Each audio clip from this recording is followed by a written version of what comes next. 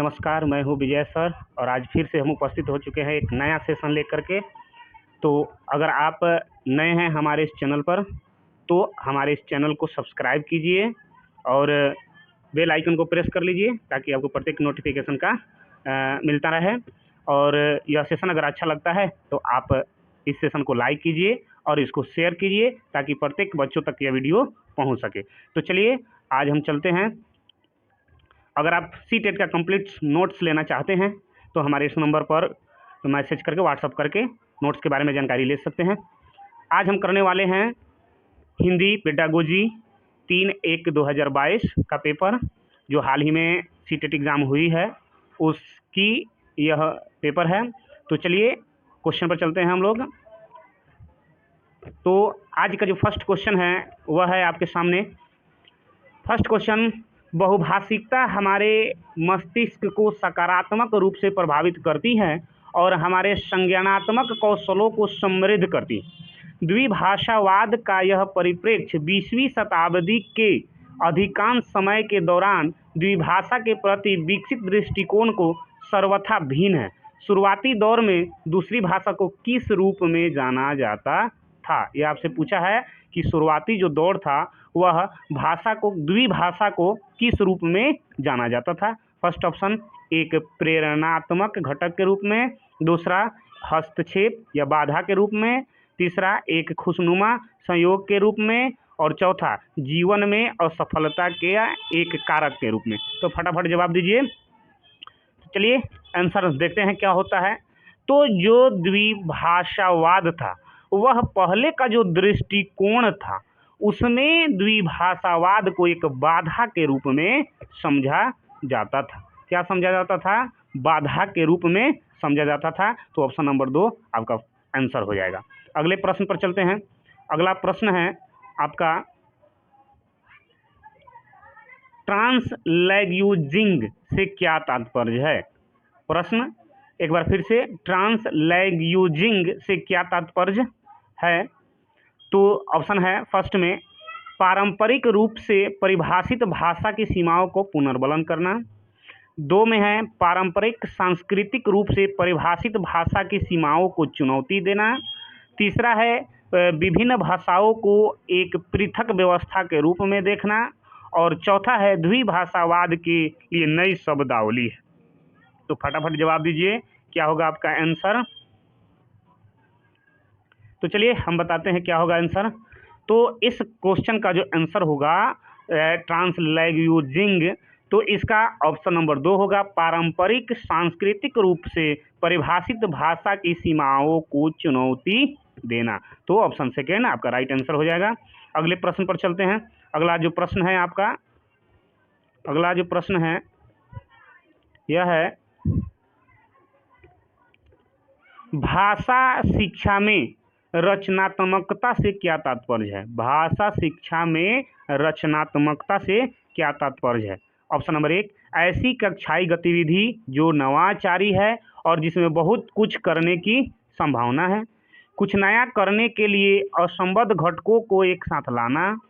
शिक्षण की नवीन विधियों का प्रयोग करने वाली कक्षाई गतिविधि। कक्षा में ऐसी सामग्री जिसके माध्यम से संप्रेषणात्मक भाषा शिक्षण का प्रयोग संभव। फटाफट से जवाब दीजिए। तो चलिए इसका हम जवाब देते हैं आपको। तो इसका जो आंसर होगा वह होगा फर्स्ट, ऐसी कक्षाई गतिविधि जो नवाचारी है और जिसमें बहुत कुछ करने की संभावना है। तो आपका ऑप्शन नंबर फर्स्ट आंसर हो जाएगा। अगले प्रश्न पर चलते हैं। अगला जो प्रश्न है आपका, भाषा यही क्वेश्चन है, सेम टू सेम, इसमें डबल टाइप हुआ है। अगला क्वेश्चन, मेरी कक्षा में सदफ नामक विद्यार्थी है, उनसे कहीं से अच्छा और हुक्म, ये 2 शब्द है, अच्छा और हुक्म जैसे शब्द सुने और उनके बारे में जानना चाहती है। पाठ्यक्रम की पुस्तकों में इसके बारे में कोई जानकारी या व्याख्या नहीं है, मुझे क्या करना चाहिए? ऑप्शन नंबर 1, ऐसी मित्र को बुलाना चाहिए जो अच्छी तरह से हिंदी बोल लेता हो। ऑप्शन 2, बोली जाने वाली भाषा के प्रमाणिक प्रयोग के उदाहरण ढूंढने चाहिए। ऑप्शन नंबर 3, व्याकरण की पुस्तकों में इस तरह के प्रयोग को ढूंढना चाहिए। और ऑप्शन नंबर 4, शब्दकोश देखना चाहिए। बताइए फटाफट क्या जवाब होगा इसका। तो चलिए देखते हैं क्या होगा। तो मित्र बुलाना ये कहीं से नहीं है। व्याकरण तो आप जानते हैं कि व्याकरण जहाँ कहीं भी आ जाए वो नेगेटिव होता है। शब्दकोश बिल्कुल नहीं। तो इसका जो आंसर हो जाएगा, बोली जाने वाली भाषा के प्रमाणिक प्रयोग के उदाहरण ढूंढना। यानी अगर कोई शब्द आया है, जैसे अच्छा और हुक्म शब्द है, तो उसका हम प्रमाणिक प्रयोग ढूंढने का प्रयास करेंगे कि इसका प्रमाणिक प्रयोग क्या होगा। तो आपका ये सेकेंड ऑप्शन आंसर हो जाएगा। चलिए अगले सवाल पर चलते हैं। अगला सवाल जो है यहाँ पे आपके सामने है। कहा कि निम्नलिखित में से कौन सा व्याकरण के पाठ का चरण नहीं है। नेगेटिव क्वेश्चन है, ध्यान से। व्याकरण के पाठ का चरण नहीं है। ऑप्शन नंबर 1, विद्यार्थी उस पठन सामग्री को पढ़ते या सुनते हैं जिसमें लक्ष्य शब्द या उसकी आकृति है। ऑप्शन 2, विद्यार्थी पठन सामग्री में लक्ष्य शब्द वाक्यांश चिन्हित करते हैं। ऑप्शन नंबर 3, अध्यापक व्याकरण के बिंदुओं के अभ्यास के लिए नियंत्रित और स्वच्छ परिवेश देते हैं। ऑप्शन नंबर 4, भाषा एक पठन सामग्री के माध्यम से प्रस्तुत की जाती है जिसका विद्यार्थी अभ्यास या ड्रिल करते हैं। तो कहा कि इनमें से कौन नहीं है, फटाफट जवाब दीजिए। चलिए देखते हैं क्या होगा। सॉरी भाग गया, रुक जाइए थोड़ा सा, ये क्वेश्चन शायद चला गया।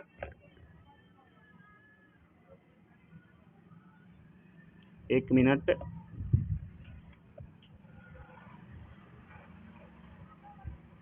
थोड़ा सा आ गया है बस। कौन सा चरण नहीं है, ध्यान देंगे हम। तो देखिए यहाँ पे जो आपका क्वेश्चन जो है, इसका आंसर जो होगा वह है ऑप्शन नंबर 4, एक भाषा एक पठन सामग्री के माध्यम से प्रस्तुत की जाती है जिसका विद्यार्थी अभ्यास या ड्रिल कर सके। यही इसमें एक नकारात्मक है, बाकी सब आपका सकारात्मक है। तो आपका फोर्थ ऑप्शन सही हो जाएगा। अगले सवाल पर चलते हैं हम। अगला जो प्रश्न है आपका सामने है, निम्नलिखित में से कौन सी भाषा शिक्षा की अवधारणा नहीं है। निम्नलिखित में से कौन सी भाषा शिक्षण की अवधारणा नहीं है। ऑप्शन नंबर 1, मुद्रिक समृद्ध प्रवेश। 2, ध्वनिक।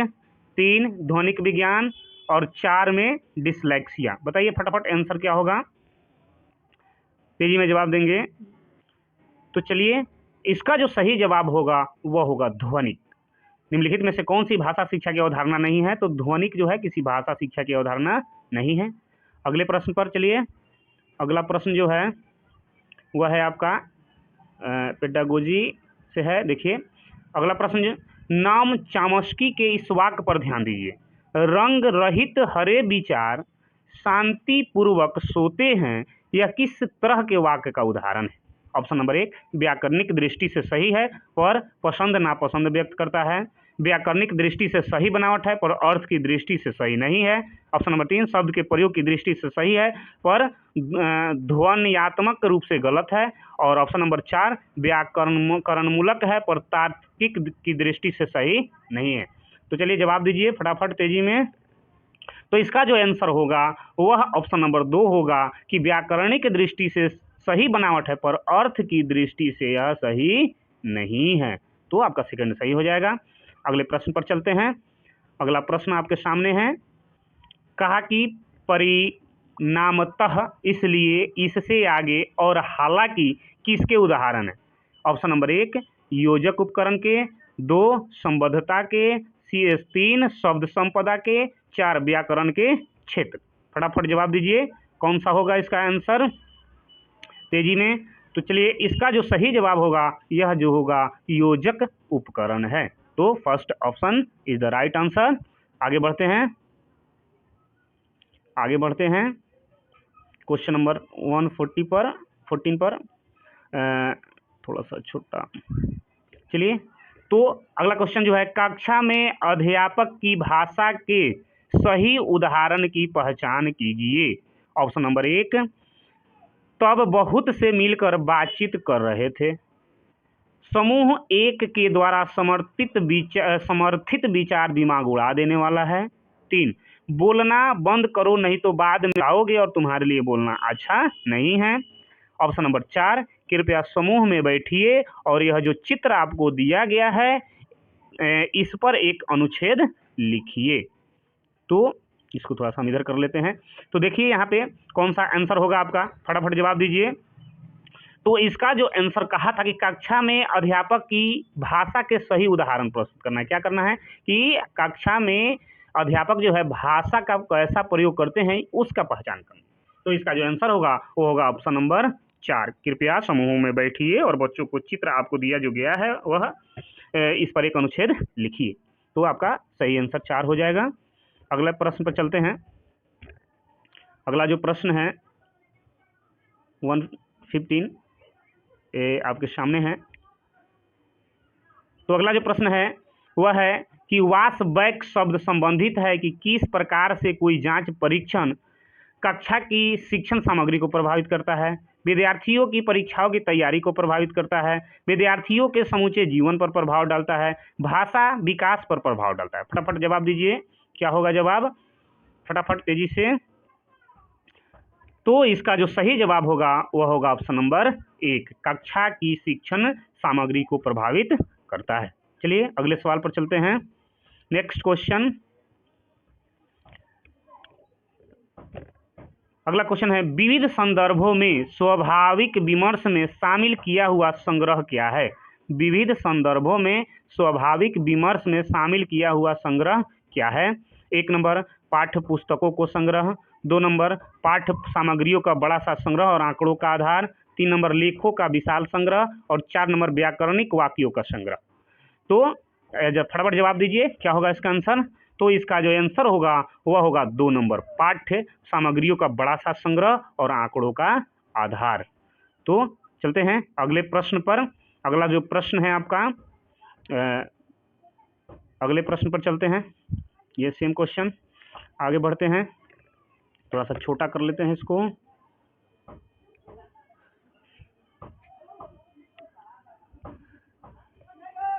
तो प्रश्न है कि स्टीफन क्रैसन के अनुसार यदि एक शिक्षार्थी आई की अवस्था में है तब I+1 स्तर के किस प्रकार के निवेश से अर्जन संभव है। 1 में पर्याप्त निवेश, 2 में अबोधगम निवेश, 3 में बोधगम निवेश, 4 में निवेश पर्याप्त नहीं है। फटाफट आंसर दीजिए तेजी में। तो इस प्रश्न का जो आंसर होगा अबोधगम्य निवेश, स्टीफन क्रैसन के अनुसार अबोधगम्य निवेश है। तो ऑप्शन 2 सही होता है। अगले प्रश्न पर, अगला जो प्रश्न है भाषा अर्जन के बारे में क्या सही है। सचेत और सुविचारित है, स्वाभाविक और सुविचारित है, स्वाभाविक और चेतन में है और भाषा प्रक्रिया है। बताइए फटाफट जवाब। तो इसका जो सही जवाब हो जाएगा ऑप्शन नंबर 3, स्वाभाविक और अवचेतन में है। तो चलिए अगले सवाल पर।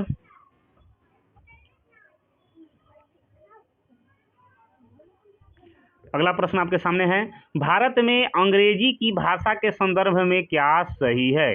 भारत में अंग्रेजी की भाषा के संदर्भ में क्या सही है। ऑप्शन नंबर 1, यह भारत के संविधान की 8वीं अनुसूची भाषा है। बिल्कुल गलत। भारत के 8वीं अनुसूची में 22 भाषा है और उसमें अंग्रेजी भाषा की कहीं चर्चा नहीं है। यह भारत संघ की सह कार्यालयी भाषा है। सही। यह भारत संघ की कार्यालयी भाषा है। नहीं। यह संविधान द्वारा मान्यता प्राप्त भाषाओं में से एक है। नहीं, संविधान में अंग्रेजी को कोई मान्यता नहीं दिया गया है।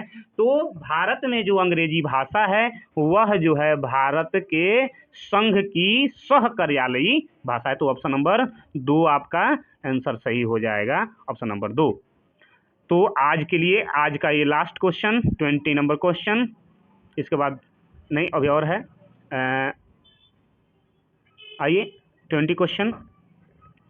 तो अगला प्रश्न आपका है माध्यमिक स्तर पर भाषा अधिगम में बोधगम्य निवेश क्या है। प्राथमिक स्तर पर भाषा अधिगम में बोधगम्य निवेश क्या है। ऑप्शन नंबर 1, शिक्षार्थी के स्तर से थोड़ा सा ऊंचे स्तर की प्रमाणिक पाठ्य सामग्री। ऑप्शन नंबर 2, विजय तेंदुलकर के किसी नाटक का सार संक्षेप। शिक्षार्थी के स्तर में थोड़ा सा नीचे स्तर की प्रमाणिक पाठ्य सामग्री, या शिक्षार्थियों के व्याकरणिक अपनी समझ के आधार पर अध्यापक द्वारा विकसित कहानी। फटाफट जवाब दीजिए। तो इसका जो आंसर हो जाएगा वह होगा ऑप्शन नंबर 1, शिक्षार्थी के स्तर में थोड़ा सा ऊंचे स्तर की प्रमाणिक पाठ्य सामग्री। चलते हैं अगले प्रश्न पर। तो ये लास्ट प्रश्न था आज के लिए, बस इतना ही। अगर यह सेशन अच्छा लगा हो तो हमारे इस चैनल को लाइक कीजिए, सब्सक्राइब कीजिए सब्सक्राइब कर दीजिए और बेल आइकन को दबा लीजिए ताकि आपको हर प्रत्येक वीडियो का नोटिफिकेशन मिलता रहे। अगर यह सेशन अच्छा लगा हो तो इसको लाइक कीजिए और ज़्यादा से ज़्यादा शेयर कीजिए ताकि अन्य बच्चों तक यह पहुंच सके। अगर आप कंप्लीट नोट्स सीटेट का लेना चाहते हैं तो आप हमारे इस व्हाट्सअप नंबर पर मैसेज कर सकते हैं। तब तक के लिए धन्यवाद, फिर मिलेंगे अगले सेशन में। धन्यवाद।